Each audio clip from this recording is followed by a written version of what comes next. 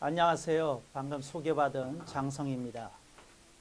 제가 15살에 미국에 이민을 갔어요. 그래서 한 20년 살다가 한국에 왔어요. 저는 한국에 다시 와서 적응하느라고 굉장히 고통스러웠어요. 근데 한국의 교육 방법하고 미국의 교육 방법이 달라요. 또 하나, 이제 한국의 생활 방식하고 미국의 생활 방식하고 다르고, 지금은 한국 사람들이 미국에 많이 가서 살고 있는데, 그분들은 교민 생활을 하는 거지 미국인 생활을 하는 건 아니에요. 그러니까 한국에서 살던 스타일을 미국으로 그대로 갖고 가서 이제 미국에서 적응해야 될 것만 적응하고 이렇게 사는 식이거든요. 이제 오늘 여러분들은 미국 사람들이 어떻게 교육하는지에 대한 것도 조금 배울 거고, 그 다음에 교육 전반에 대한 것을 배우게 될 거예요. 그래서 여러분들이 오늘 지금 배워야 될 내용이 여기 많은데, 이거 일주일 강의해도 안 될 내용의 분량이 있어요. 근데 여러분들이 집에 가서 이 프로그램을 자세히 읽기만 해도 조금 도움이 될 수 있을 어떤 내용이 담겨져 있다. 이걸 여러분들이 생각하면 좋겠어요. 그래서 먼저 여기 표지를 보도록 하겠어요. 표지를 보면 꼭대기에 행복한 아이 만드는 부모 바로서기 강연회. 이제 이게 오늘의 주제고요. 햇살 어린이집에서 이제 주최한 거고, 여기 보면 그 표지에 시가 이렇게 실려 있는데, 이게 제가 제 자녀를 교육한 방법이에요. 그리고 이 사육은 사실은 이렇게 내가 처음 소개하는 것이기는 하지만 우리나라 전통 교육 방법이에요. 그러니까 우리나라에서 선비들이 자녀를 교육할 때 쓰던 것인데, 다만 나는 용어를 만들고 체계화 시켰을 뿐이에요. 나는 초등학교 2학년 때서부터 미국으로 가기 전까지 대한학자에게서 한학과 유학을 배웠어요. 그래서 이제 이건 이제 저를 가르치신 스승께서 이제 가르치신 건데, 용어는 제가 만들었어요. 그렇지만 여러분들이 보시면 좋을 것 같아요. 사육, 장성 교수의 교육 방법 1. 양육, 의식주를 보살펴서 자라나게 함. 이게 아기가 태어나서 쭉 하는 거예요. 그래서 아기가 스스로 자기를 건사할 수 있을 때까지 하는 게 이제 양육인데, 우리나라에서의 양육은 이게 끝이 없어요. 그래서 요즘 어떤 말까지 나타나고 있느냐면 캥거루족, 그러니까 부모에게서 떨어지기를 두려워하고 부모에게서 경제적인 도움을 받아야만 생활 수준이 유지되는 그런 것까지 있거든요. 이제 이 양육인데, 양육이 서구 사회는 18살이면 끊어요. 부모가 강제로 집에서 쫓아내요. 실제로. 그러니까 뭐냐면 고등학교 졸업할 때까지 부모가 이제 의무적으로 양육한다. 이런 시스템이거든요. 근데 그렇게 하는 이유는 18살 이전의 아이들로 하여금 독립할 수 있는 어떤 바탕이 이 서구 사회의 밑바탕에는 있어요. 우리나라는 정교육을 하기 때문에 이것이 굉장히 장기화되는데, 아이들의 독립에는 장애가 되는 부분이 있다. 이걸 여러분이 알았으면 좋겠어요. 두 번째, 시육인데 기준과 표준을 보여주고 모범을 지향하게 교육한다. 근데 이게 시육이에요. 그러니까 부모가 아이한테 보여주는 게 교육이에요. 근데 뭘 보여줘야 되느냐? 기준과 표준을 보여줘야 돼요. 근데 기준이라고 하는 건 뭐냐면 어떠어떠한 토대 위에서 하는 거다 하는 걸 가르쳐 주는 게 기준이고요. 표준은 요렇게 했으면 참 잘했어요 하는 말 듣는 상태가 뭔지를 가르쳐 주는 게 표준이에요. 그래서 아이한테 교육을 할 때 요건 잘했어요 칭찬 듣는 거다. 그게 표준이고, 기준은 이제 처음서부터 어떻게 나가야 된다는 걸 가르쳐 주는 거죠. 그러니까 무슨 말이냐면, 아이한테 그 처음부터 아주 잘하는 걸 기대할 수 없잖아요.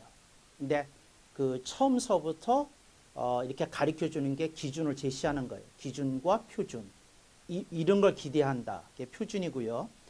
모범을 지향하게 교육한다 하는 말은 뭐냐면 그 아이가 스스로 자부심을 느끼고 자랑하고 싶게끔 이렇게 보여주면서 교육을 해야 된다. 이게 시육이고요. 훈육은 실수와 실패에서 교훈을 얻도록 교육한다인데 훈육이라고 하는 것에는 반드시 일정한 수준의 제재가 동반되어야 돼요. 근데 이 말은 아이한테 때리십시오 하는 얘기를 하려는 게 아니고 아이가 이렇게 하면 꾸지람을 듣는구나. 이거는 이렇게 칭찬 듣는 게 아니구나 하는 걸 아주 어렸을 때서부터 인식시켜야 돼요. 근데 언제 어렸을 때서부터냐? 그냥 태어났을 때서부터 웰컴 어서 오세요. 그 태어났을 때서부터 아이를 이제 인지하고 이렇게 가르쳐야 되는 거예요. 그래서 훈육이 꼭 필요하다. 근데 여러분들 자녀 중에 이제 아이들이 그 때가 좀 세거나 자기 주견이 강하거나 그래서 고통을 겪는 이제 부모들이 조금 있을 거예요. 이제 부분적이긴 하지만 그게 왜 그렇게 됐느냐? 일찌감치 훈육을 안 한 거예요. 그러니까 태어나자서부터 훈육을 했어야 돼요. 근데 이제 훈육의 방법에 대해서도 이따 얘기할 건데 훈육이다. 그래서 실수와 실패에서 교훈을 얻도록 하는 게 중요해요. 그러니까 애가 왜 야단을 맞는지, 왜 이게 안 된다고 하는지 알도록 해주는 게 교훈이에요. 네 번째, 득육. 좋은 습관이 등력이 되도록 교육한다. 등력은 밑에 읽어보시면 되고요. 몸에 배어서 자연스럽게 자라게 하는 거. 이게 이제 득육이거든요. 그래서 여러분들이 자녀 교육 어떻게 합니까? 요 순서대로 하는 거예요. 양육, 시육, 훈육, 득육. 그래서 좋은 습관이 몸에 배어서 자연스럽게 그렇게 나오게 하는 거. 이게 득육이에요. 아이들을 어렸을 때에 그 젓가락질을 가르쳤어요. 그러면 아이가 뭐 초등학교 1학년 때 뭐 젓가락질 제대로 했는지 3학년 때 했는지 모르지만 하여튼 젓가락질이 이 손에 붙으면 뭐가 된 거예요? 제대로 젓가락질을 할 수 있는 득육이 된 거죠. 그러니까 이제 그런 걸 말하는 거예요. 그러니까 그렇게끔 등력이 되게끔 교육을 시키는 걸 득육이라고 한다. 그래요. 어른이 망치질을 하는데 처음부터 망치질 잘 못하잖아요. 그런데 이제 어느 순간에 하다 보니까 망치질에 자신이 생겨서 못되고 척하면 감이 와서 때리면 들어가잖아요. 이제 그렇게 된 걸 등력이라고 그래요. 그래서 등력이 되도록 이제 교육을 하는 게 득육이다. 이제 이거고요. 3페이지로 그냥 막바로 넘어가겠어요. 3페이지. 그 우리 아이들을 어떻게 바라보나 이게 이제 그 오늘의 주제 중에 3대 주제 중에 하나이거든요. 2페이지 잠깐 보겠어요. 행복한 아이 만드는 부모 바로서기 강연회. 강사는 저고요. 주제. 우리 아이들을 어떻게 바라보고 어떻게 기대하고 어떻게 해야 하나. 여기 우리 아이라는 말이 중요해요. 남의 아이도 우리 아이예요. 그러니까 이 세상에 내 아이만 있지 않아요. 그러니까 모든 아이들을 바라볼 때 우리 아이라고 바라보는 것이 바른 관점이에요. 그래서 다른 아이들도 우리 아이다. 이렇게 존중해주고 그렇게 사랑해주고 그런 교육을 아이들한테 이렇게 가르칠 필요가 있는데 아이들이 지나치게 어린 시절에 자기만 의식하게 되는 거 우리를 안 가르쳐서 그래요. 이제 우리를 좀 가르칠 필요가 있다. 이제 첫 번째, 우리 아이들을 어떻게 바라보고 어떻게 기대하고 어떻게 해야 하나. 일부러 문장을 끊어서 어떻게를 3번 넣었어요. 이제 그러지 않으면 강조가 좀 약해질까봐. 그래서 그 오늘 이제 주제 가운데 3대 주제 가운데 하나. 첫 번째가 우리 아이들을 어떻게 바라보나예요. 아이가 태어났어요. 아니, 아이가 임신이 되었어요. 아이를 어떻게 바라봐야 되느냐면 아이가 한번 따라해 보겠습니다. 우리 아이가 말을 완전하게 알아듣는 인격체이다. 이렇게 인식해야 돼요. 근데 부모들은 아이가 그 언어 수준만큼 이해한다고 생각해요. 아니야. 그냥 알아들어요. 알아들어. 근데 그걸 그런 인격체라는 걸 확실하게 인식할 필요가 있어요. 그러니까 태아한테도 말을 할 때에 그냥 사랑으로 말하는 거하고 얘가 우리 말을 완전히 이해하는 인격체라고 생각하고 얘기하는 거하고 그 태아가 알아듣는 게 달라요. 그 교감이 달라. 그러니까 여러분들이 아이한테 얘기를 할 때 애가 이 단어 모르지, 이런 개념 모르지 이렇게 아니라 충분히 알아듣는다고 생각하고 말을 하면 부모가 뭐라고 설명할 수 없는데 애가 알아듣는 걸 부모가 확인하게 돼요. 그래서 애가 말을 언어 수준에 상관없이 말을 완전히 알아듣는 인격체다. 이거 알아듣고 해야 돼요. 근데 이걸 깨닫게 되면 정말로 이걸 이제 믿는다고 치면 부부싸움 그렇게 못해요. 애가 다 알아듣는데 그런 말 할 수 없죠. 근데 그거 그렇게 안 생각하기 때문에 하는데 미안해요. 아이가 그거 다 알아들어요. 그 흡수돼요. 그래서 아이에게 인격과 성격이 온전히 자라는데 장애를 일으켜요. 무슨 인자가 생겨요. 근데 그거 다 알아듣는다고 생각을 해야 돼요. 그러니까 이게 굉장히 중요해요. 인격체로 여러분이 알아듣는 거, 듣는다고 그렇게 생각하고 그렇게 말을 하는 거. 그래서 아이한테 어떻게 할 때 얘가 알아듣는다고 생각을 하니까 설명을 하고 혼내는 거예요. 설명을 하고. 이러면 안 되는데, 근데 왜 그랬는지를 얘기를 하는 거예요. 그러니까 그게 설명이 굉장히 중요해요.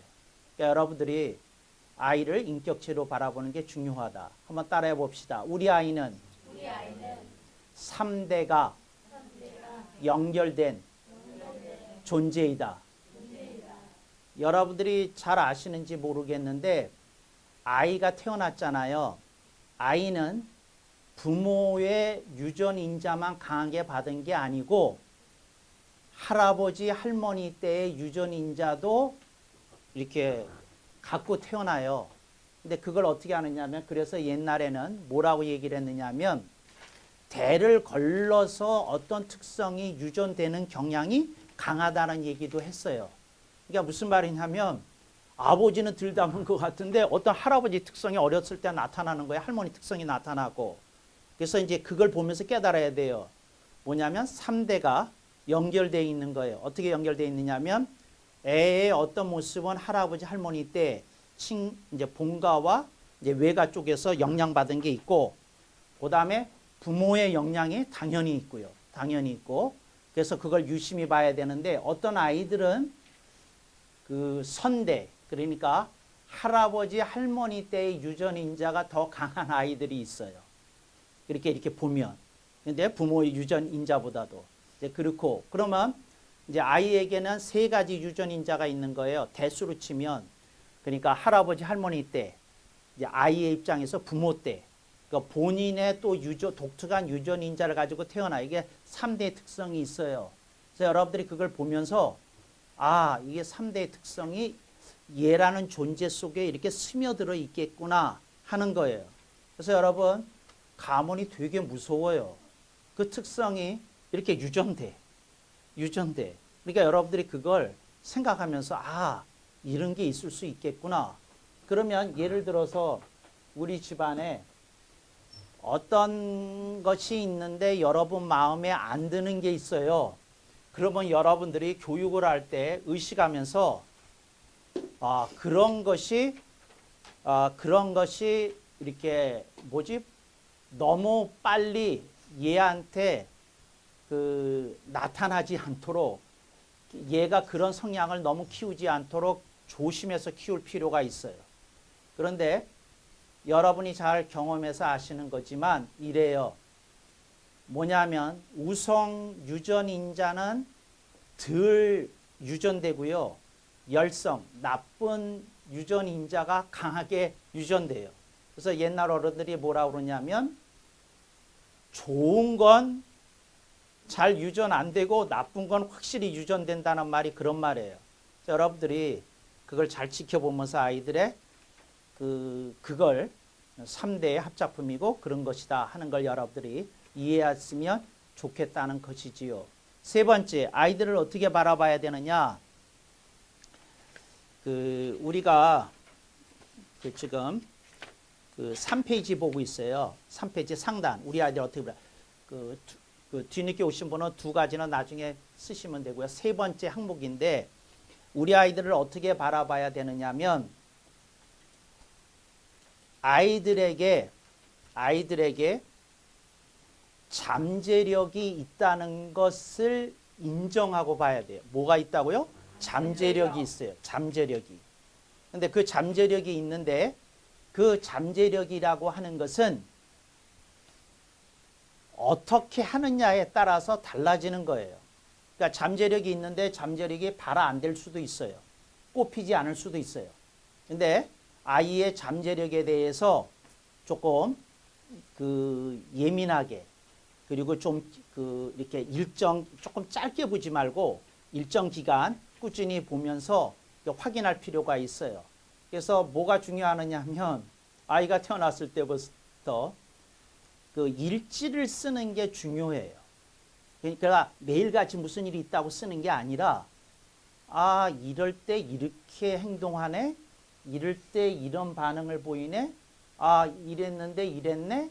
뭐 이런 것들을 여러분들이 써두시면 아이의 잠재력을 이렇게 딱 포착해서 아이의 적성을 찾아주는데 굉장히 도움이 돼요. 모든 인간은 모두 할 수 있어요.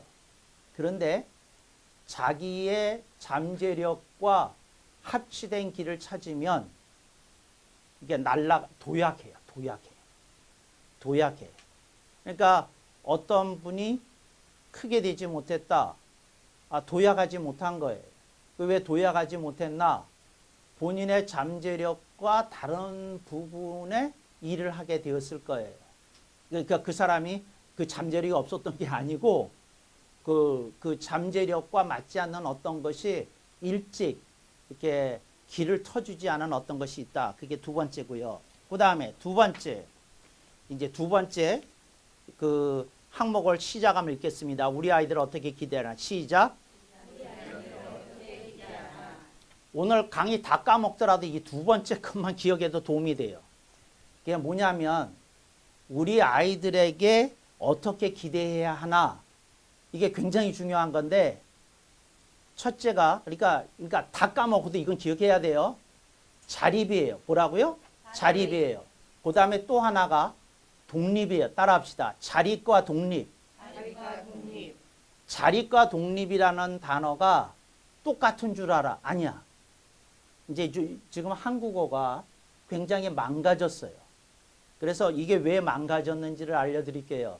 한국어를 만들 때에 한글 학자들이 만들었어. 그래서 한국어가 좀 망가졌어요. 왜 망가졌느냐면 우리나라 국어의 70%가 한자어예요. 그럼 한자어는 한학을 한 사람들이 정의를 내렸어야 돼. 이 단어의 뜻은 뭐라고. 근데 그런 게 아니라 한글 학자들이 국어사전을 만들었어요. 그랬더니 어떤 일이 벌어졌느냐 하면 일반적인 용례를 따라 뜻매김을 한 거야. 본래의 뜻이 사라졌어요. 그래서 지금 독립과 자립과 독립의 뜻을 설명해 보세요. 그러면 여러분 아마 못하실 거예요. 왜냐하면 그걸 그렇게 배워본 일이 없으니까. 제가 틀렸나요? 전혀 반응이 없으시네요. 오케이. 그런데 자립이라는 게 뭐냐면 따라해 보겠습니다. 자립이란 아이가 스스로 해야 할 일을 하도록 하는 것입니다. 그러니까 예를 들자면 가장 대표적인 게 뭐냐면 아침에 본인이 알아서 일어나는 거예요. 이게 자립이야. 그러니까 엄마가 깨워서 일어나면, 그러니까 이제 알람은 해주는데 애가 본인이 엄마가 흔들기 전에는, 엄마가 이렇게 세우기 전에는 안 한다. 그러면 최소한도 뭐에 대해서는 자립이 안 된 거예요. 일어나기 위해서 자립이 안 된 거예요. 또 애가 스스로 양치를 못 한다. 그러니까 엄마가 치약 짜줘야 되고 이렇게 해가지고 인데서 한다. 그러면 이제 칫솔에 대해서 뭐가 안 된 거예요? 칫솔질에 대해서 자립이 안 된 거예요. 이게 자립이에요. 그래서 여러분이 교육을 할 때 어렸을 때 뭐가 벽에 붙어 있어야 되느냐면 자립시킬 것 리스트가 가장 쉬운 것부터 어려운 까지 벽에 붙어 있어야 돼. 그리고 애가 그걸 봐야 돼요. 그리고 엄마가 얘기를 해야 되고. 그래서 애가 일찌감치 하나 둘씩. 근데 이렇게 하면 잠재력 개발이 안 되는 거예요. 뭐냐면 저건 어차피 크면 저절로 다 알아서 하는 것 아니야. 그러니까 자립력이 약화되는 거예요. 하긴 하지만. 그러니까 어떻게 해요? 일찍. 가능하면 일찍. 그렇다고 무슨 경쟁하듯이 하라는 게 아니라 아이들도 차이가 있어요. 어떤 아이는 어떤 걸 일찍 해, 어떤 걸 늦게 해. 그렇지만 여유를 갖지만 자립시키려고 하는 거. 그래서 뭐가 써 있어야 돼요? 벽에 자립 리스트가 써 있어야 돼요. 그러니까 이거를 자립시켜야 되겠다 하는 거. 이해되셨어요? 네. 자립 리스트가 써 있어야 돼요. 근데 이거에 써 있으면 아이가 훈련이 되는 거예요. 그러면 어떤 힘이 생길까요? 스스로 알아서 하는 힘이 생겨. 그러면 엄마가 어떤 때 생기냐면 혼자 어디를 보냈을 때 안심이 되는 거예요. 왜? 얘는 지가 알아서 하니까. 근데 어떤 애는 엄마가 없으면 이게 안 돼요. 그러니까 엄마가 헬리콥터처럼 붕붕 주변에 있는 걸 알면 잘해. 근데 그러지 않으면 못하는 애들이 있어요. 왜 그럴까요? 자립이 안 된 거예요. 자립이. 이걸 여러분들이 잘 알아서 이거 하면 굉장히 중요하다. 오케이. 두 번째, 독립에 대해서 얘기하겠어요. 이제 독립인데 독립의 뜻이 뭐냐면 이제 자립을 설명을 듣고 나니까 독립은 당연히 다른 거겠죠? 그러면 독립이 뭘 것 같아요? 독립이 뭐냐면 따라합시다. 독립이란 자기 힘으로 밥 먹고 사는 것입니다. 독립은 자기 힘으로 밥 먹고 사는 거야. 뭐라고요? 자기 힘으로 밥 먹고 사는 거예요. 그러니까 예를 들자면 그러니까 자기 힘으로 뭐예요? 밥 먹고 사는 거예요. 그러니까 애가 어느 정도 컸어. 중학생이 됐어. 그러면 뭐는 할 줄 알아야 돼요. 밥은 할 줄 알아야 돼. 상은 차릴 줄 알아야 돼. 그리고 자기가 간단한 요리는 할 줄 알아야 돼. 엄마가 걔를 시켜 먹기 위해서가 아니라 뭘 하기 위해서? 아니. 뭐 하기 위해서?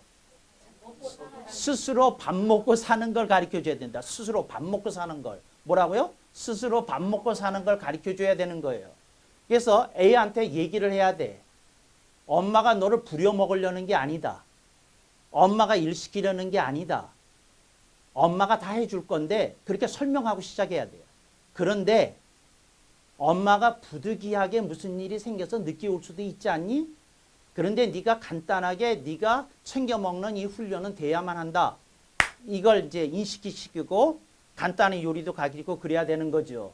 근데 어린아이한테 뭐 가스 트는 것부터 가르치라 그런 얘기가 아니라는 거 여러분들이 이제 연령대별로 알아서 하는데 밥 먹고 사는 건 이렇게 해야 된다는 거죠. 그러면 애가 와서 자기 밥 먹고 사니까 뭐 하러 오는 거예요? 엄마가 주방에 떴다 그러면 수저통 달라는 거죠. 왜? 본인 수저는 놓을 수 있으니까. 그러니까 밥 먹고 하는 걸 이거 하는 거죠. 근데 뭐 하기 위해서 이렇게 하나요? 뭐 하기 위해서? 독립시키기 위해서. 그런데 여기 계시는 분들이 대부분 그렇듯이 애처로워서 그거 못해요. 애한테 내가 무슨 짓을 하는 거냐 그런 마음 때문에 못해요. 그래서 이 다음에 독립이 안 돼요. 그 독립을 가르쳐야 되는데. 그러니까 여러분들이 자녀를 인물로 키우고 싶으면 독립시켜야 되는 거예요. 그리고 그 독립을 이제 그런 것부터 시작했어요. 그러면 지금 교육에서 가장 중요한 게 독립인데 뭐냐면 그 옛날 같은 강남 교육은 이제 더 이상 안 돼요. 그러니까 옛날이라고 그래봐야 뭐 한 5년 전인가요? 이제 그 정도의 시효가 소멸된 교육이 있어요. 이게 뭐냐면 좋은 유치원에 들어갔다가 좋은 초등학교 갔다가 좋은 중학교 갔다가 고등학교 갔다가 좋은 대학교 나왔다가 좋은 직장 다닌다. 이게 이제 강남 교육의 이상이에요. 이제 그렇게 생각하는데 이제 지금 그런 시대 지났어요. 지금은 어떤 시대냐면 한 사람이 적어도 3가지 다른 일은 할 줄 알아야 밥 먹고 살 수 있는 100세 시대예요. 그래서 여러분의 자녀에게 기술을 가르쳐야 돼요. 여차하면 뭐 해서 뭐예요? 밥 먹고 살 수 있는 기술을 가르쳐야 돼. 이제 봐요. 집에서 돈이 아무리 많아도 미국에서는 부모들이 자녀에게 기술력을 가르쳐요. 근데 어떻게 가르치냐면 뭐를 배우게 해요. 근데 배우면 돈을 준다고 그래. 그리고 가르쳐요. 근데 왜 그렇게 할까요? 예. 아니 그러니까 다른 것이 다 망해도 그 기술 하나 가지고 밥 먹고 살 수 있는 거는 심어준다는 거죠. 그러면 예를 들어서 어렸을 때에 아이한테 기본적으로 가르치면 도움이 될 수 있는 기술이 뭐가 있나요? 목공. 예를 들자면 애가 기본적으로 연장은 다룰 줄 안다. 그러면 애가 어떤 새로운 것을 만지게 되었을 때 두려움이 있을까요? 그렇지 않으면 탁 한번 해볼까 하는 생각이 먼저 들까요? 해볼까 하는 생각이 들겠죠. 이제 이런 것이 굉장히 중요한 거예요. 예를 들어서 그 고등학교 졸업하기 이전에 그 다양한 운전을 가르쳐 놨다. 예를 들어서 그러면 어떤 일이 벌어질까요? 여차하면 그 운전을 알바라도 할 수 있겠죠. 근데 이제 중요한 건 어떤 교육을 시키라고 그 내용을 지금 적시하려는 게 아니라 뭐 해야 돼요? 다른 게 다 안 되면 그 기술 가지고 밥 먹고 살 수 있는 거 하나는 언제 가르쳐 놔야 돼요? 고등학교 졸업하기 전에.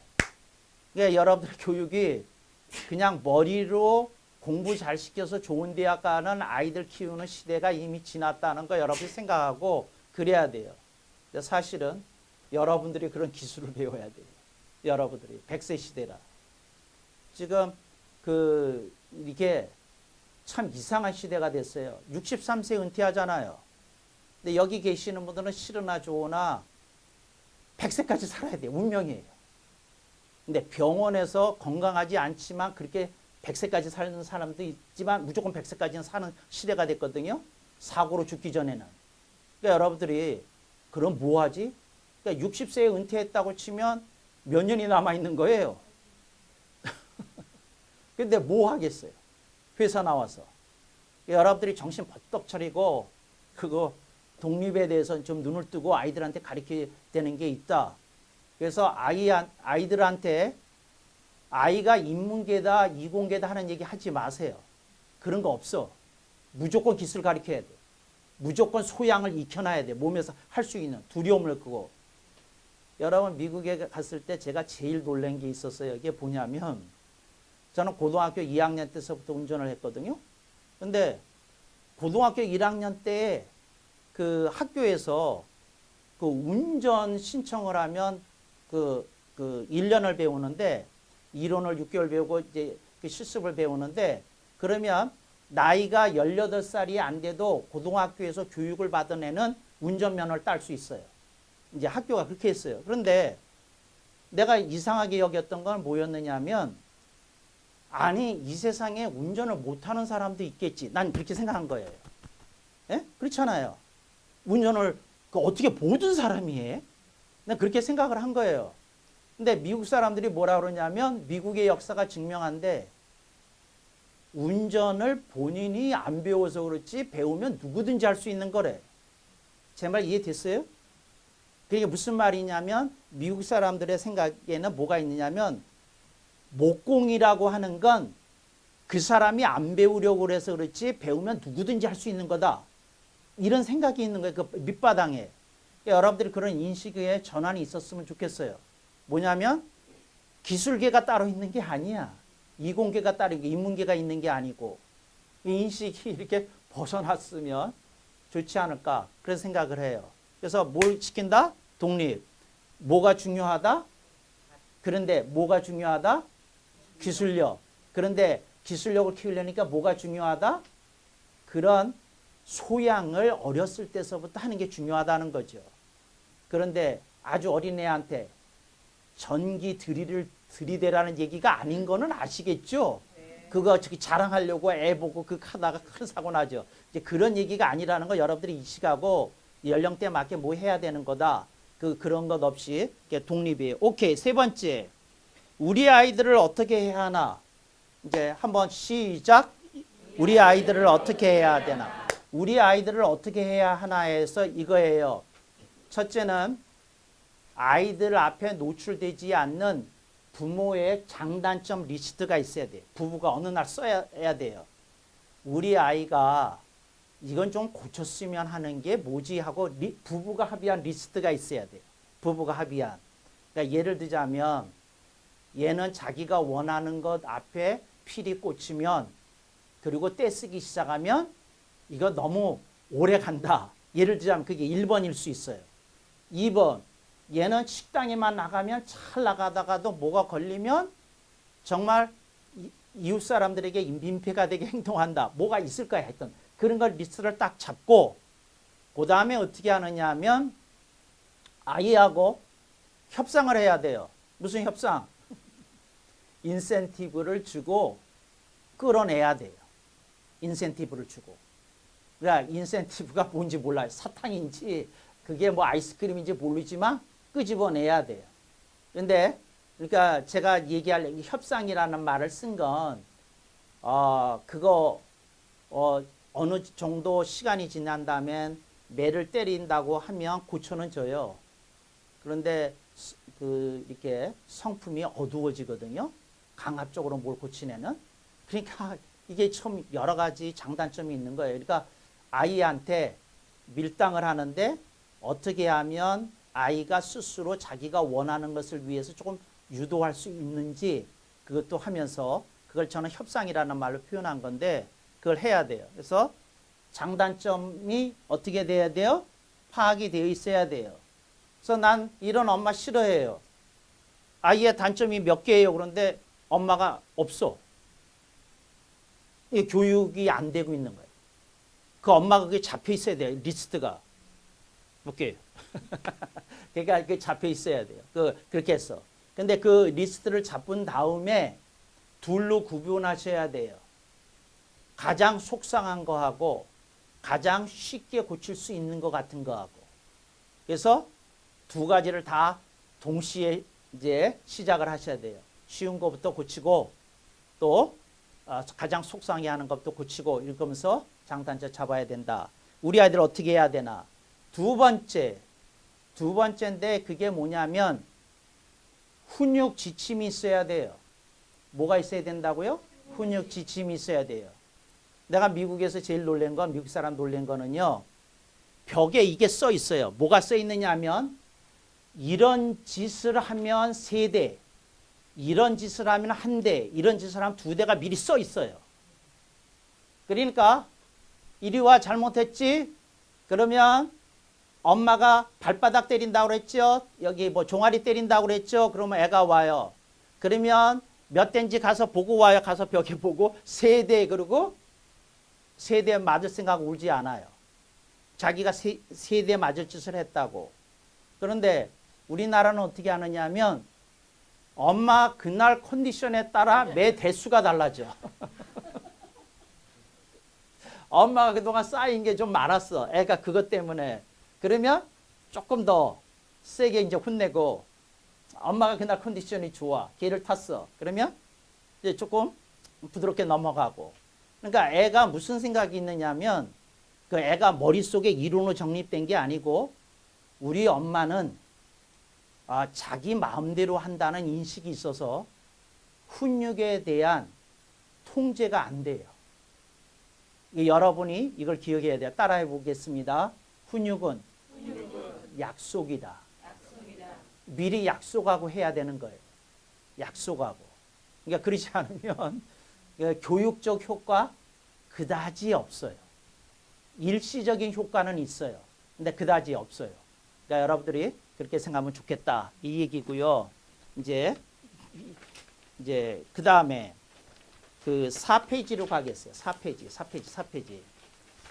이제 오늘 배우는 것 중에 이제 이게 이제 그 여러분이 여러분 자신을 이제 돌아보는 계기가 될 수 있는 건데, 인간 형성 따라해 보겠습니다. 인간 형성.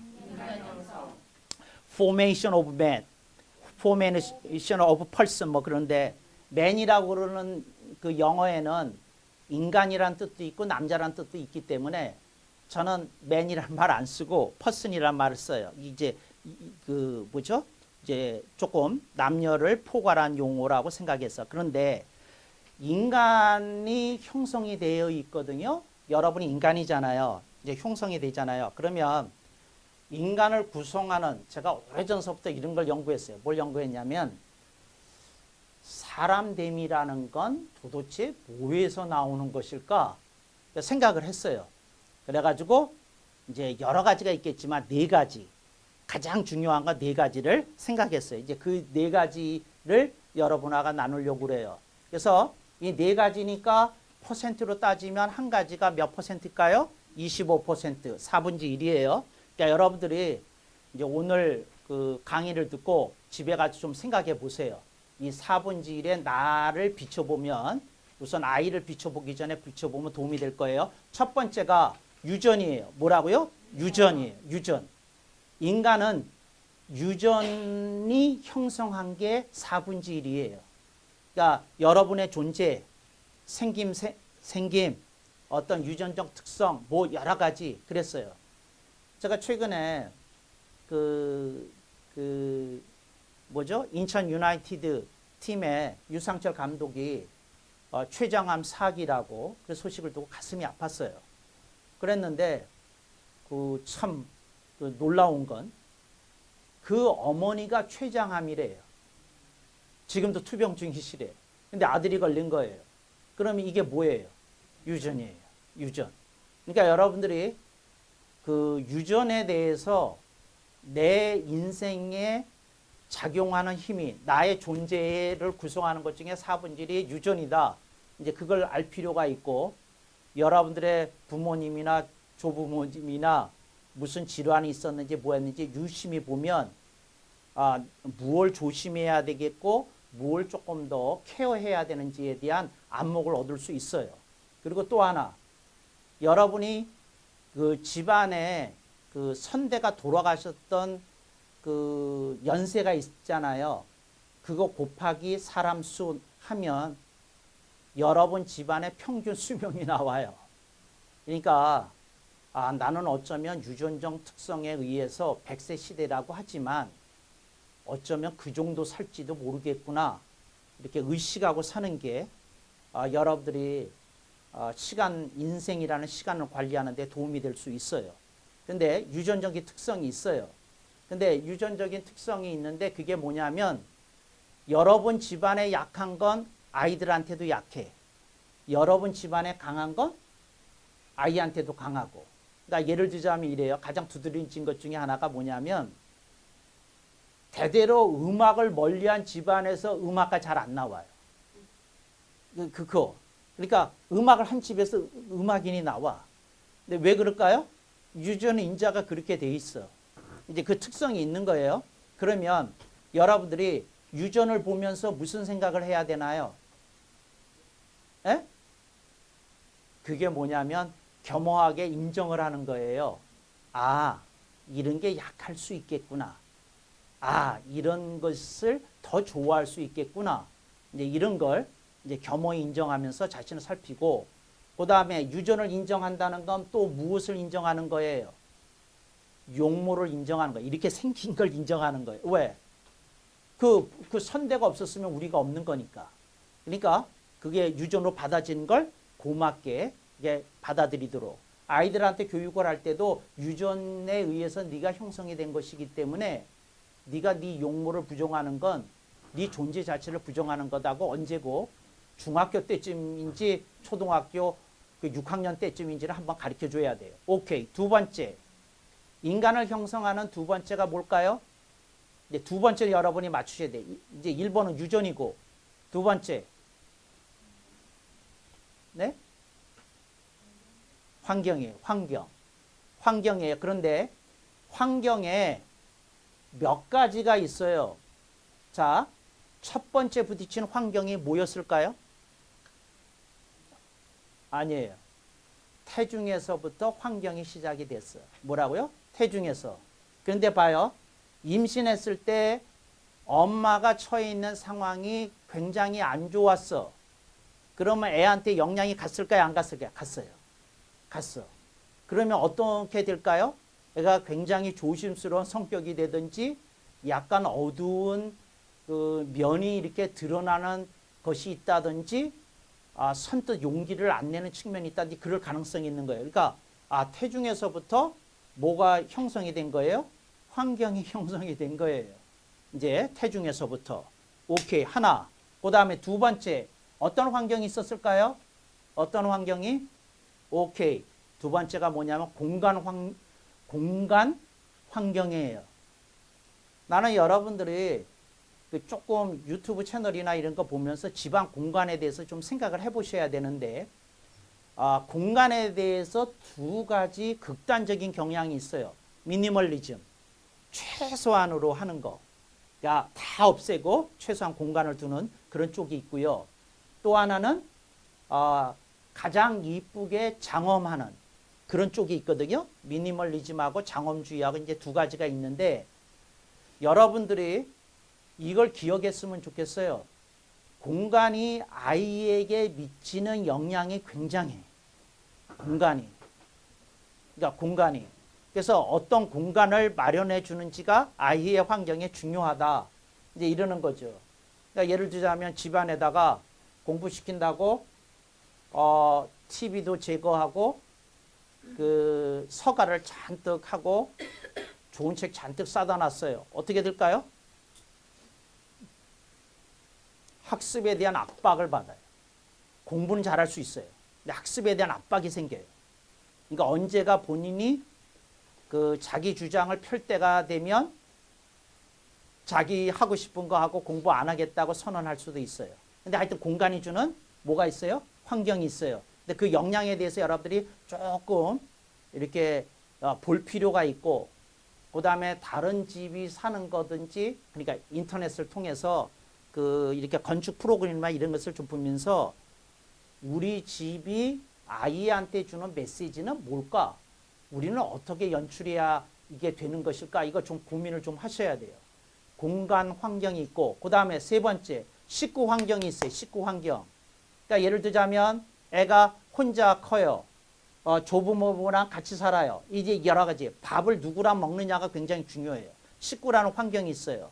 근데 이런 것들도 아이의 인격과 성격 형성에 지대한 영향을 끼친다. 그러니까 환경이 사람에게서 형성하는 게 25%. 그러면 유전과 환경이 딱 주어지면 사람의 뭐가 된 거예요? 반은 사람이 된 거예요. 반은.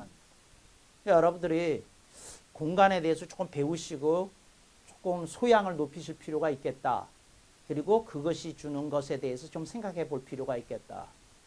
그래서 저는 기본적으로 이런 얘기를 하는데, 여러분 집안에 물건이 많으면 위험해요. 그러니까 여러분들이 그러니까 꽉 찬 집이면 공간 정리 컨설턴트를 돈 주고 한번 데려다가 그 한 30%는 버려야 되지 않을까 생각해요. 제가 여러 집을 다니면서 이렇게 보거든요. 근데 저는 이제 관찰이 취미니까 사람 관찰하는 것도 취미고 이렇게 하는데 보면 하여튼 대부분의 집에서 30%는 버려야 될 거더라고요. 버려야 될 거예요.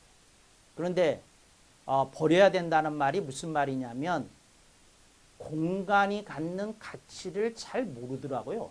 공간이 갖는 가치를. 그러니까 단순히 물건을 빼는 게 아니라 그 공간이 주는 메시지가 있다는 거. 이제 그걸 좀 생각을 해보았으면 좋겠어요. 그래서 이렇게 돼야 되거든요. 집에 들어가고 싶어. 집에 가고 싶어. 이래야 돼요. 그런데 여러분들이 이제 다른 집을 다니잖아요. 보고 좋아서 벤치마킹 하듯이 이렇게 흉내내서 집 꾸리고 나잖아요. 처음엔 좋아요. 그런데 내가 이렇게 어떤 철학을 세우지 않고 집안 공간을 해놓으면요. 따라해 보겠습니다. 공간이 그저 그래. 그러니까 싫은 것도 아니고 좋은 것도 아니고 그냥 그래. 근데 여러분의 공간이 어때야 되냐면 좋아야 돼요. 여러분 보기. 좋아야 돼. 근데 좋으려면 어떻게 해야 되느냐? 그림 그려야 돼. 내가 인터넷에 뭐 이렇게 오려가지고 포토샵 하여튼 그려서 이런 만족할까 뭐 하여튼 연구하셔야 돼요. 오케이. 이제 그 다음에 세 번째가 인간 형성의 세 번째가 뭘까요? 세 번째가 이거 맞춰야 되는데 세 번째가 뭘까요? 경험이에요. 경험. 그런데 제가 경험에 대해서 가장 중요한 얘기 몇 가지 해드릴게요. 따라합시다. 사람의 마음은 상처만 저장합니다. 이걸 기억해야 돼. 그게 뭐냐면 마음이라는 존재는요 이상해요. 좋은 건 저장 안 해. 상처만 저장해요. 그래서 아이들하고 얘기하다가 여러분이 상처받을 때가 있을 거예요. 왜냐하면 애가 상처받은 얘기만 하니까. 그 좋은 건 어디 다 가고 아무것도 없고 그런 얘기해요. 근데 인간이란 존재가 그래요. 그러니까 이 취약성을 알아야 돼요. 그래서 아이들을 어렸을 때서부터 이 긍정적 성향으로 심어놓는 게 굉장히 중요해요. 인간 마음이라는 구조가 그렇게 돼 있어요. 상처를 기억하도록. 그러니까 좋은 건 강렬하게 남질 않아요. 그러니까 여러분들이 여행을 아무리 좋은 데를 다녀도요 강렬하게 안 남아. 그러니까 이놈은 언제든지 누구한테 져요. 상처받은 기억이 언제든지 져요. 그 선명하면서 강렬하면서. 그러니까 여러분들이 마음 너무 믿지 말아요. 그러니까 어떻게 해요? 아, 이 경험에서 그런 게 있구나. 그런 거예요. 그러니까 아이들을 아무리 놀게 해주고 좋게 해줘도 아무 소용없어. 어느 날 지가 삐지면 그걸 끝이야. 근데 그게 마음이에요. 근데 이제 경험이 굉장히 중요한데 경험이 사람을 만드는 전체인데 그러면 여러분들은 아이한테 무슨 걸 해주려고 그래요? 좋은 경험을 심어주려고 그러잖아요. 에? 에? 그래서 강남 교육이 망한 거예요. 아이한테 좋게 해주다가. 그러니까 아이한테 좋게 해줬더니 어떤 일이 벌어졌을까요? 아니야, 그거 아니고 어떤 일이 벌어졌을까요? 아이한테 좋게 해줬더니 뭐냐면 노는 것에 취미가 붙은 거야. 여러분이 잘 들어야 돼요. 아이한테 좋게 해준 게 다 놀았던 거야. 생각해봐요. 노는 거 빼놓고 뭐가 있어? 그러니까 노는 것만 하는 거예요. 노는 것만. 제 말 이해되시는지 표정이 이상하네. 하여튼 그게 노는 것만 가르쳐 준 거예요. 그러니까 좋은 데 데리고 다녔어. 좋은 거 먹였어. 뭐 다 했어. 뭐 한 거야? 이게 다 노는 거야. 먹었던지 어디 갔던지 탔던지 뭐 했던지 다 노는 거야. 그래서 노는 게 들어가면 어떤 일이 벌어지느냐 하면 압력이 오면 견디지 못해요. 뭐라고요? 견디지를 못해. 지금 대한민국의 군대는 사실은 군대라고 부를 수도 없는 군대거든요. 근데 자살자가 나와요. 그래서 그걸 내가 물어봤어요. 군대 그 부사관들한테. 그랬더니 부사관이 재밌는 얘기를 해요. 이 아이들한테는 자기가 놀고 싶을 때 놀지 못하는 것 자체가 지옥이래. 군대에서 놀 수 없잖아요. 저녁 일과 끝나면 씻고 그냥 공부하든지 자든지 해야지 그 뭐 노래방 가든지 뭐 친구 부르고 나가든지 못 하잖아요. 그게 지옥이라는 거예요. 근데 어렸을 때서부터 뭘 심어줬어요? 여러분이 잘해줬다는 이름으로 노는 걸 심어줬어. 그래서 노는 거 어떤 일이 벌어지는지 잘 알아야 돼. 어떤 집 매 주말마다 캠핑 다녔어. 그랬더니 애가 회사 다니다가 어려움이 생기면 잠수 타는 거예요. 왜? 자연에 나가서 힐링하고 온다고. 이제 노는 거예요. 그러면 이제 대안이 있어야 되겠어요. 어떤 대안이 있을까요? 네, 어떤 대안? 뭘 해야 되나요? 경험에. 그냥 노는 거 하지 말라는 뜻은 아닙니다. 근데 뭘 해야 될까요? 아니, 그러니까 그 말이 맞는데 그건 너무 거룩한 표현이라 틀리지 않으셨어요. 예? 예? 아니에요. 그건 너무 거룩하세요. 그게 뭐냐면 배우는 걸 해야 돼요. 배우는 거. 노는 것만 하지 말고 뭐예요? 배우는 걸 해야 돼요. 배우는 거. 그래서 아이와 함께 뭘 배우게 할까? 그러니까 이걸 또 어디 가서 이러지 마세요. 노는 거 하지 말라고 그랬다 어느 강사. 아니에요. 노는 거 필요해요. 근데 제가 하는 말은 배우는 것이 중요하고 재밌게 하는 게 굉장히 중요해요. 뭘 배우게 해야 돼요. 뭘 해야 돼요? 배우게 해야 돼요. 그러니까 배우게. 그게 뭔지 모르지만 하여튼 노는 거, 그 다음에 뭐예요? 배우는 거. 예, 경험 속에 뭐가 있어요? 노는 거. 그건 여러분 전공이에요. 이거 잘하실 것 같아. 근데 뭐 해야 돼요? 배우게 해야 돼요. 배우게 해야 돼요. 그 다음에 세 번째, 경험 중에 요 세 번째가 또 중요해. 뭘 해야 될까요? 요즘 우리 아이들이 약한 게 뭘까요? 그러니까 노는 거, 배우는 거, 세 번째.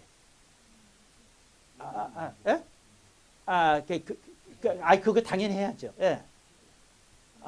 배려인데, 그런 맥락인데, 이거 못 맞추니까 이게 교육이 안 되고 있네요. 예, 그런 게 아니고, 그거 다 맞으셨어요. 근데 그걸 어울리는 주제인데, 따라해 보겠습니다. 어울리게.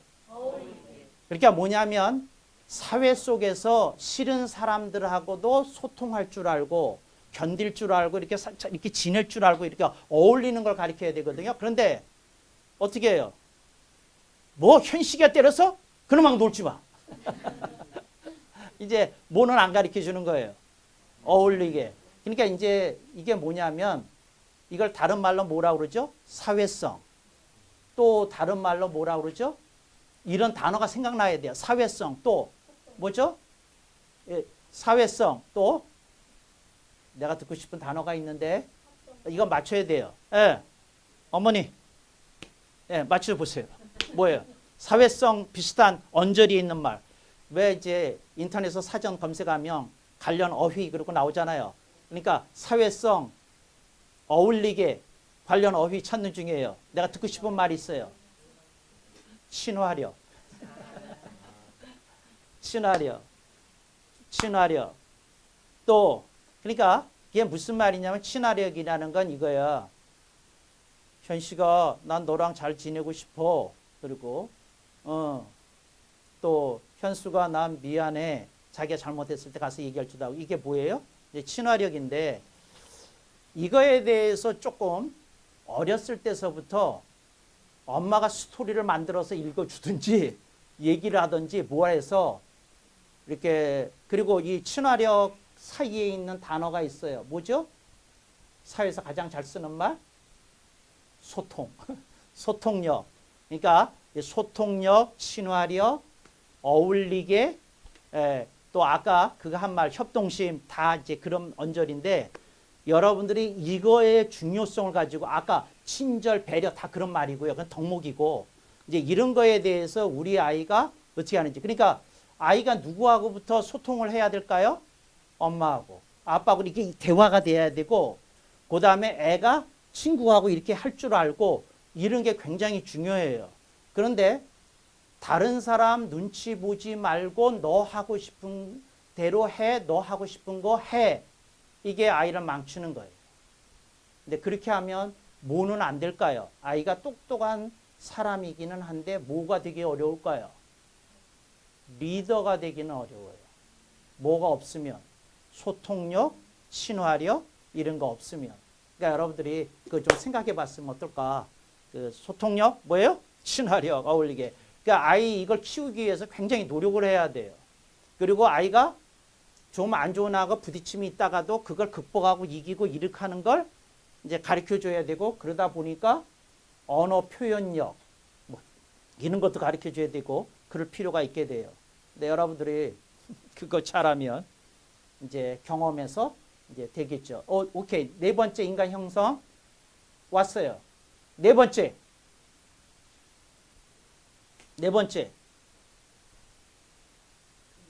교육이에요. 교육. 이분 훌륭하시네요. 교육이에요. 교육이에요. 그러니까 인간 형성의 마지막 4분의 1, 25%는 교육이에요. 그런데 이 75%가 쌓인 다음에 이제 교육이 되는 거예요. 그래서 교육의 효과가 왜 없냐? 25%만 담당해요. 25%만. 교육이 100%가 아니고 나머지에서 형성된 걸 가지고 교육이 이렇게 이제 결과가 나는 거예요. 이제 교육이 중요해요. 오케이. 교육에서 뭐가 중요할까요?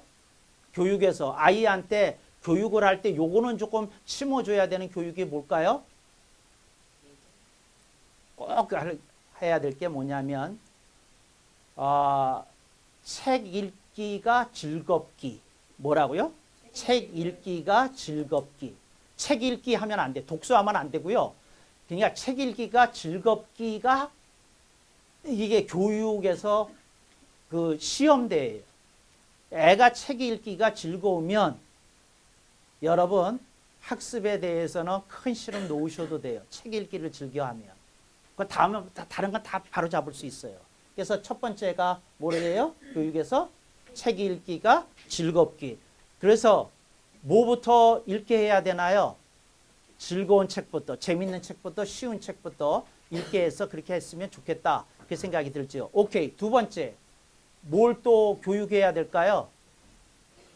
책 읽기가 즐겁기. 이게 제 생각이에요. 여러분 생각은 좀 다를 수 있어요. 두 번째. 여러분들이 교육에서 꼭 가르쳐야 될 게 뭐냐면 예의 범절을 가르쳐야 돼요. 예의 범절을. 그러면 어떻게 되나요? 아이가 돋보여요. 빛나 보이고. 어른들의 사랑을 듬뿍 받아요. 그러니까 예의 범절이 아이를 돋보이게 하고 빛나게 하는 거라는 걸 그래서 듬뿍듬뿍 칭찬해 주면서 이걸 키워야 돼요. 예의 범절이 굉장히 중요해요. 그래서 책 읽기가 즐겁기, 예의 범절. 그 다음에 세 번째 교육이 뭐예요?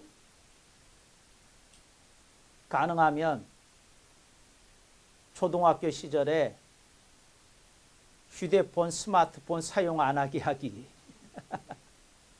미국 부자들은요, 초등학교 졸업할 때까지 스마트폰 안 준대요. 근데 왜 안 주는지를 알아야 돼요. 뭐냐면 사고력이 개발이 잘 안 된대네요. 스마트폰에 의지하면. 자기 스스로 생각하는 힘이 잘 안 된대요. 그러니까 여러분들이 이 말이 무슨 뜻인지 알겠죠? 인터넷 기기나 이런 것을 조금 멀리하면서 어렸을 때서부터 뭘 해야 된다? 스스로 아이가 생각하고 뭐하고 하는 훈련이 되도록 하는데 조금 초점이 맞춰져야 되겠다. 그 생각이 드네요. 몇 분 했죠? 1시간. 이제 그 질문 있으면 좀 받겠어요. 이건 이제 오늘 다 할 수는 없고요. 이제 이것만 배우셔도 나는 이런 4대 요소로 내가 형성이 되는구나. 이것만 아셔도 이제 되는 거고. 질문. 그리고 거기에 제가 추천한 책이 있거든요. 사서 읽어보시면 좀 도움이 돼요.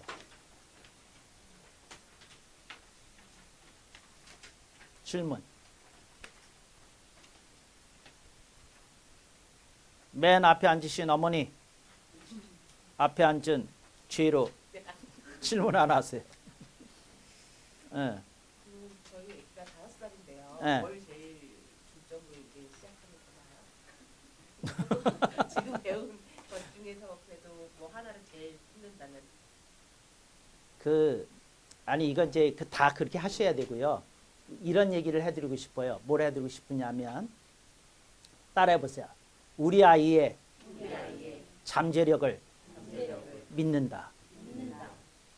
엄마가 믿고 키우는지 아닌지 아이가 알아. 근데 믿고 키우면 뭐가 없을까요? 믿고 키우면 뭐가 없을까요? 안달복달이 없어요. 애가 뭘 못할 때도 막 이게 속 끄는 게 없다고요. 뭐 해야 돼요? 우리 아이의 잠재력을 믿는 거예요. 그리고 내가 너무 안달복달하지 않고 그런데 이 아이의 장점을 내가 조금 더 관찰하고 이렇게 키워줄 수 있게 뭘까 그런 마음 가지고 교육하는 게 좋고요. 근데 그 중에 하나라면 내가 아까 얘기했잖아요. 긍정적 바탕을 만들어주기. 왜냐하면 인생을 살아갈 때 어려운 일이 있잖아요. 상처받는 일이 있고. 근데 긍정적 바탕이 있으면 조금 넘어서기가 좋아요. 일어서기가 좋고. 그런 걸 만들어주는 게 좋다는 거죠. 네. 질문. 어머니. 네. 네. 네. 아까도 말씀하셨던 것처럼 음. 지금 3살인데 얘도 표출을 하는 거긴 하겠지만은 자기가 뜻대로 되지 않으면 화로 이제 울거나 소리를 지르거나 이렇게 했을 때 여러 가지 방법을 써보기는 하는데 잘 되지를 않더라고요. 그럴 때 저도 그 현상이 왜 일어났느냐면요. 3년 동안 너무 이뻐해줘서 그런 현상이 일어났어요. 너무 이뻐해줬어. 너무 이뻐해줘서 일어났고요. 그래서 아이에게 어떤 인식이 심어졌느냐 하면 우리 집안에서는 내가 왕이야. 제일 중요해 하는 인식이 심어진 거예요. 그래서 조금 덜 이뻐했으면 좋았을 텐데 그리고 이제 고쳐야 되잖아요. 아이한테 우리 집에서 내가 우리 아이들한테 했던 걸 가르쳐 드릴게요. 어떻게 했느냐면 그건 안 이쁜 거야. 왜 안 이쁜 거냐면 하고 설명을 했어요. 계속 반복적으로. 반복적으로. 그래서 애가 이건 안 이쁜 짓이구나 하는 걸 그렇게 얘기해 주고 그리고 설명해 주고 그랬어요. 근데 그게 아이한테 이건 안 되는 짓이지, 이건 안 이쁜 짓이지, 또 때로는 조금 심하면 미운 짓이지, 엄마는 이러면 마음이 아픈데 애가 말을 알아들어요. 그러니까 그 얘기를 하는 거예요. 그러면서 이렇게 하면 좋겠는데 가면서 이제 신호를 확실하게 줘야 돼요. 그래서 그런지 자기가 그렇게 제가 얘기를 하면 엄마는 안 사랑해, 나 비교해 이런 그렇죠. 맞아. 그럴 때 이렇게 얘기하는 거죠. 다시 한번 안아주고 뽀뽀 한번 해주고 하는 말이 근데 엄마는 네가 이쁜 사람으로 사랑받으면 좋겠어. 그런데 이거는 미운 짓하고 사랑을 받는 거면 너도 그 좋지 않잖아? 이렇게 하면서 설명을 해야 돼요. 그래서 그 기준이 있다는 것이 들어가면 달라지기 시작해요. 그리고 그 다음에 애가 그런 짓을 했어요.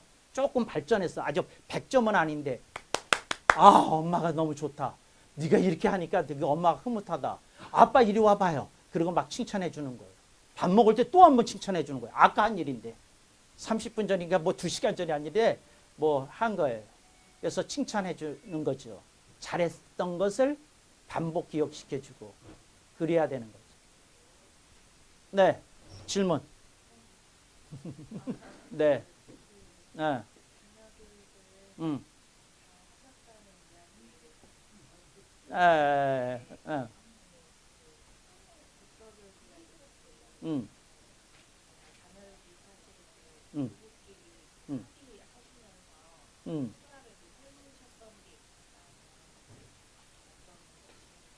우리는 그 아까 얘기했잖아요. 훈육 지침을 일찌감치 세웠어요.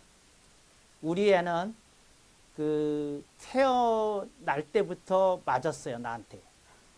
그런데 아니 그게 어떻게 했는지를 들어야 돼.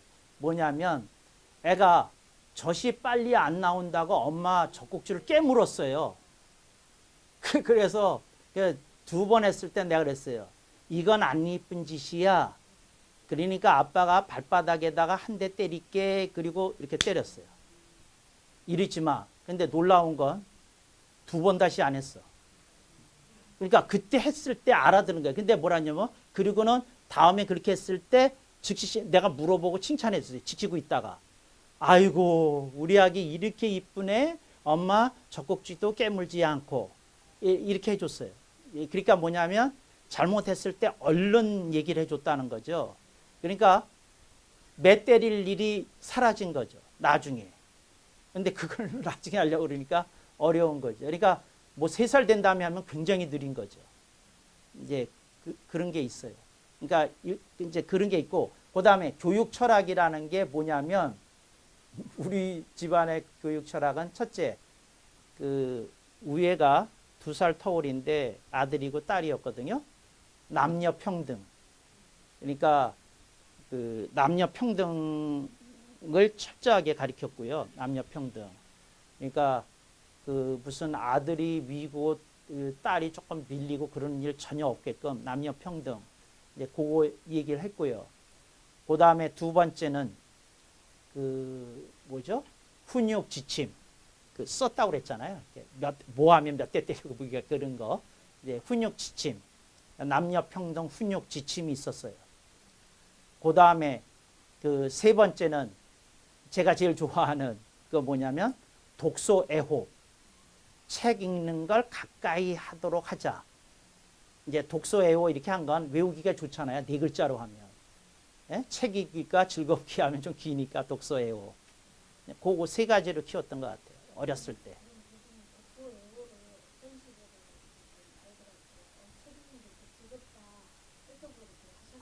그러니까 예를 들자면 그 어렸을 때 그 데리고 가가지고 네가 좋아하는 책 골라봐 그랬죠. 아니 그 이렇게 했을 때도 그냥 그림책 고를 때도 그럼 네가 좋아하는 책 골라봐. 그리고는 그 책 골라온 걸 내가 덧붙여서 이야기를 만들어서 읽어주는 거죠. 걔가 글자를 못 읽을 때도 이걸 해준 거예요. 그런데 이제 어떤 게 있느냐면 이건 내가 고른 책이라는 인식이 있는 거예요. 내가 고른 책. 근데 그 얘기를 들은 추억이 있는 거예요. 이제 그런 식이죠. 그리고 좀 쉬운 책 중에서 고르라고 그러고. 이제 그리고 이제 그 동화책 같은 건 읽고 자기가 얘기해 보라고 그러고. 그러니까 다 얘기하려고 그러지 말고 뭐가 재밌었는지 그 대목만 얘기해 봐. 그러면 뭐 한 대목 조금만 얘기를 해도 칭찬해 주고. 그러면 책 읽는 게 좀 즐겁게 다가서도록 이렇게 노력한 그런 거죠. 그 전집 같은 거 사주는 게 아니라 한 것씩 이렇게 한 거죠. 전집은 아이들한테 압박감을 주는 경우가 많아요. 예. 번호 자체가 압박이거든요. 1번서부터 50번까지. 이거 자체가 압박이에요. 그러니까 저는 번호 있는 책은 한 번도 안 사준 것 같아요. 일부러. 그 책이 좋아도. 그리고 번호가 있으면 일부러 딱지를 붙였던 것 같아요. 39번 책. 그거 지웠다고요. 매직으로도 지우고. 이해되셨어요? 아이들한테 그런 게 있거든요. 1번서부터 38까지 뭐가 있나 이런 생각이 들거든요. 그런 생각 심어주지 않으려고 그랬던 게 있죠. 부모 입장에서는 책도 되게 다양한 책을 애들이 봤으면 좋겠는데 그만큼 하더라도 저희 자녀 같은 경우는 책을 읽었을 때는 항상 같은 책, 항상 읽었던 책 몇 권만 갖고 계속 읽어달라고 하는 거예요. 그게 과연 그건 안 좋은 거고요. 엄마가 그런 맥락의 다른 스토리 책을 찾아내서 오늘은 이거 읽어줄게 하고 듣게 해야죠. 그거 하고. 그래서 그 맥락이 같은 거여야 돼. 그래서 좀 그렇게 하시면 좀 발품 팔고 좀 그래야 되는 건 있지만 그러면 좋을 것 같아요. 만약에 아이가 어린이집에서 이 책 봤는데 재밌었어. 얘기를 했어요. 이 책을 똑같은 거를 집에다가 놓는 게 나아요? 아니면 이 책에 관련된 비슷한 내용의 책을 비슷한 책을 갖는 게 좋겠죠. 예. 그러면 그리고 우리 집에서는 그런 경우 얘기를 해줬어요. 이건 2번째 책이야. 그건 첫 번째 책이었던 거죠. 그럼 2번째 책을 읽는 느낌이 나는데 똑같은 책이면 반복밖에 안 되잖아요. 그러니까 이제 본인이 이건 2번째 책이구나. 또 3번째 이렇게 이제 얘기를 해주는 거죠. 독후감 꼭 쓰지 않아도 돼요. 그 독후감 안 써도 되는데 뭘 하느냐면 애가 그 책의 소감을 뭐 틀리든지 맞든지 상관없이 이렇게 표출하는 게 중요해요. 말을 하는 게. 그리고 또 이렇게도 권장하면 좋을 것 같아요. 뭐냐면 형광펜을 주고 색연필 주든지 네가 좋아하는 대로 이걸로 문대기여서 한번 엄마 보여줘봐. 이런 게 문대기게. 그러면 애착이 좀 가고 그런 문장은 또 기억해요. 그런 문장은 오래 가도. 그러니까 책을 깨끗이 보게 하지 말고 이제 그렇게 하시면 좋지 않을까 그런 생각이 되죠. 질문 하나. 네.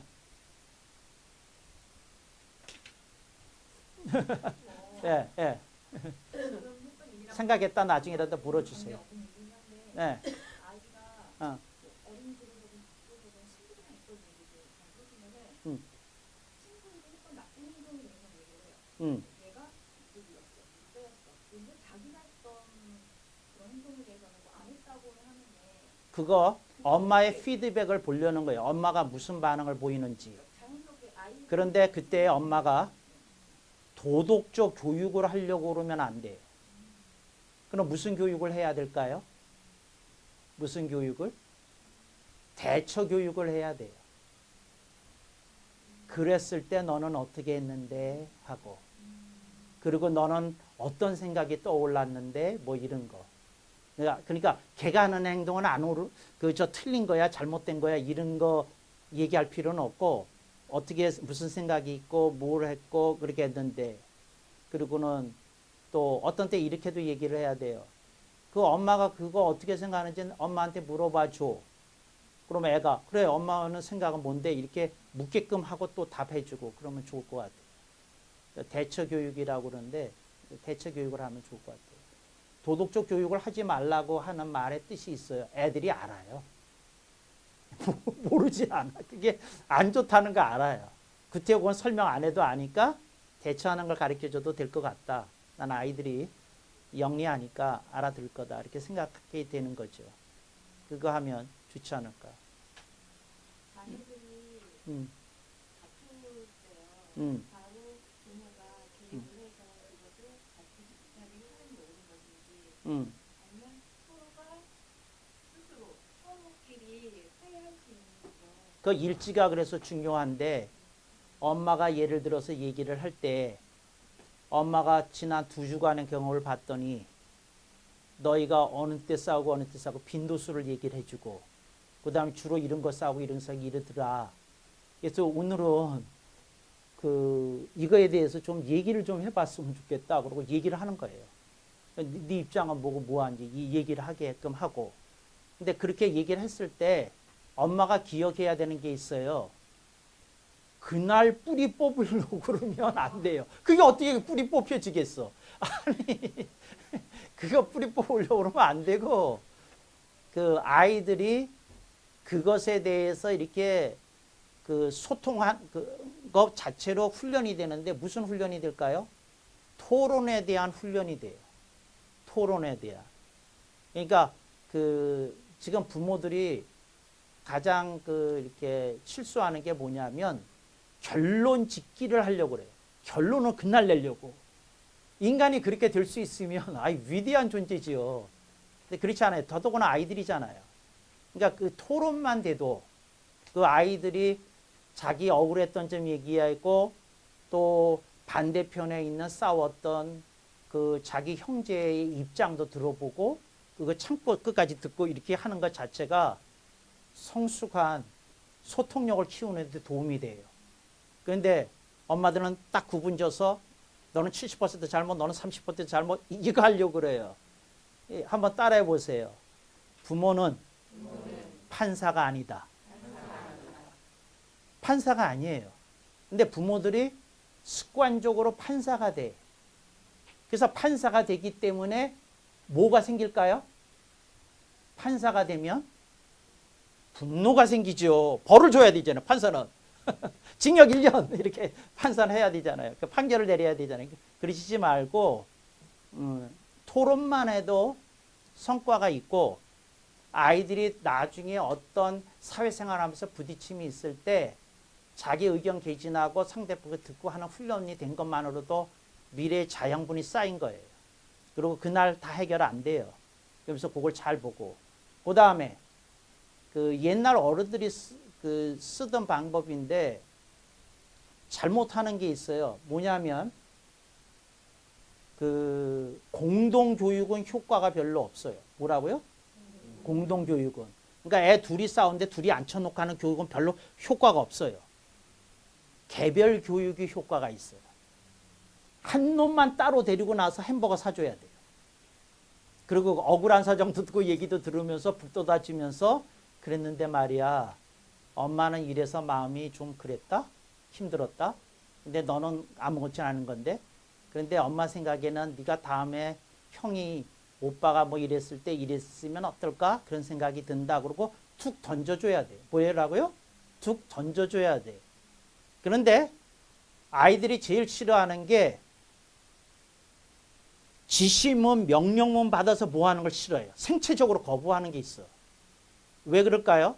자기 정체성이 확립되어 갈 때에 제일 싫어하는 게 지시나 명령을 받는 거예요. 그러니까 이렇게 이러면 어떨까 하는 식으로 이렇게 툭 던져지는 화법으로 이렇게 해주면 이렇게 엄마하고 개별적으로 시간 보낸 것만으로도 힘이 돼가지고 조금 당분간은 좀 발전할 수 있어요. 개별 교육을 해야 돼요. 따로 얘기를 해야 돼요. 그 말은 공동으로 얘기해야 할 때가 없어. 하지 말라는 얘기가 아니라 공동 교육도 하지만 개별 교육도 하라. 그런 뜻이죠. 그런데 엄마나 아빠나 너무 시간이 없어가지고요. 개별 교육을 못해요. 개별 교육. 근데 이 다음에 아이들이 큰 다음에 부모에 대해서 기억하는 게 뭐냐면 같이 했던 거는 기억 안 하고요. 따로 해줬던 건 기억해요. 따로 해줬던 거. 그러니까 예를 들자면 둘이 앉혀놓고 돈 10,000원씩 줬어요. 이게 효과 없어요. 근데 따로 불러서 10,000원 하나 찔러준 게 효과가 있어요. 무슨 뜻인지 이렇게 이해되시죠? 개별 교육을 하시면 좋을 것 같아요. 선생님 중에 한번 질문. 네. 네. 교수님 그럼 체벌은 어떻게? 체벌은요. 체벌은 그러니까 부위를 늘 정해두는 거예요. 그러니까 이제 자로 손바닥 이렇게 때리는지. 근데 때릴 때 아프지만 어떠냐면 다치지 않을 때. 그 다음에 이게 이렇게 부모가 보기 얼마나 안 좋았다는 걸 하는 거죠. 그러니까 미국 사람들이 하는 건데 이 손바닥, 발바닥, 예? 그렇지 않으면 종아리, 엉덩이 이제 그러죠. 근데 그 때리는 것 자체보다도 이런 거죠. 자, 잘못했으니까 5대 그러죠. 그러니까 뭘 인식하는 거냐면 이게 5대 맞을 만큼 중요한 거구나 하는 걸 인식시켜 주는데 포인트가 있는 거죠. 얘가 아파가지고 움찔해서 눈물 나는데 포인트가 있는 게 아니고 이게 무슨 뜻인지 알겠죠? 이게 신호 체계로서 그 제재가 사용되어져야 된다는 거죠. 뭐가 아니라 그러니까 체벌이 아니라 제재해야 된다는 거죠. 그러니까 체벌이라는 건 몸이 움찔할 정도로 그 고통을 느끼게 해주는 게 체벌이거든요. 그런 게 아니라 제재라는 거, 잘못됐다는 거. 그런 관점에서 접근하시면 좋을 것 같아요. 이게 안 좋았다는 거 얘기해주고. 그리고 뭐 그 흔한 방법 있잖아요. 미국에서 제일 흔한 방법이 뭐냐면 코너예요. 코너. 이 코너에 가서 이러고 있어야 돼요. 미국 애들 이러고. 코너에 코너. 미국에서 가장 흔한 벌이요. 미국 집은 코너예요. 근데 이런 코너에 가서 이러고 있어야 돼요. 이러고 있어야 돼요. 그리고는 어떻게 하냐면요. 알람을 옆에다 놔요. 울 때 해제된다고. 알람을 놔요. 그러니까 이거 울 때까지 너 서 있어. 그래요. 근데 엄마가 알려줘요. 5분, 10분. 그게 얘기예요. 이제 반성하라는 거죠. 그러니까 예를 들자면 어른들이 얘기할 때 버릇없이 무슨 상소리 표현이 자기도 모르게 나왔어요. 코너. 이렇게 하면 가요. 엄마는 그리고 알람을 재가지고 5분. 네, 이러죠. 미국에서 가장 흔한 거. 그 다음에 두 손 드는 거. 아시죠? 네. 두 손 드는 거. 두 손 들고 또 5분. 이제 이런 거 하죠. 그러니까 뭐에 포인트가 있는 거예요.